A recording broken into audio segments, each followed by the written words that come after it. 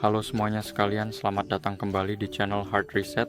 Di video kali ini, saya ingin menunjukkan kepada Anda cara memasukkan kartu SD atau SIM ke OPPO Find X7. Jadi pertama, ambil pin di sini, di bagian bawah ponsel Anda, dan sekarang tunggu sampai terdengar bunyi klik, dan kemudian Anda bisa melepasnya. Sekarang, letakkan kartu Anda di sini. Dan sekarang juga, silakan ambil ponsel Anda lagi dan coba masukkan kartu itu.